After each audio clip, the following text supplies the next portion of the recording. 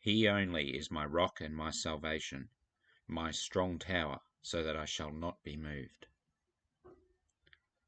The prophecies of Hosea are rich with vivid imagery. Look at these names. Firstly, Hosea means salvation, and so too do the names Joshua and Jesus. Then Hosea has 3 children: God scatters, not pitied, and not my people. This is because the children are part of the marriage between Hosea and Gomer, which is an image God is showing to the nation.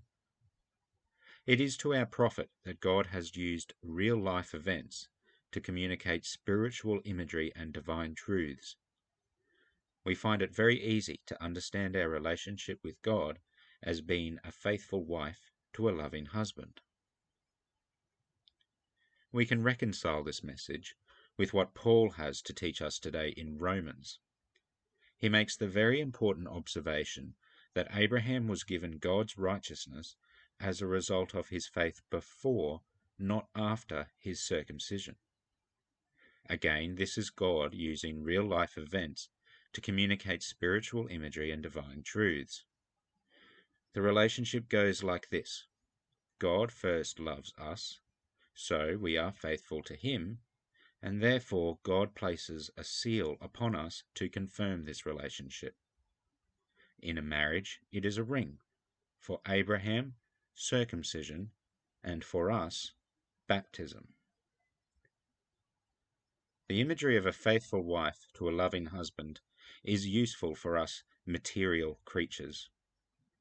We can take heed of the warnings contained in Hosea to make sure we give birth to spiritual children worthy of our loving God, such as the spiritual gifts from our earlier study of Galatians.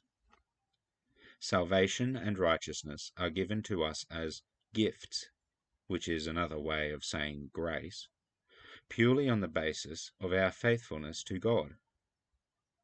This reverse order of faith resulting in works is what makes the message of Jesus unique.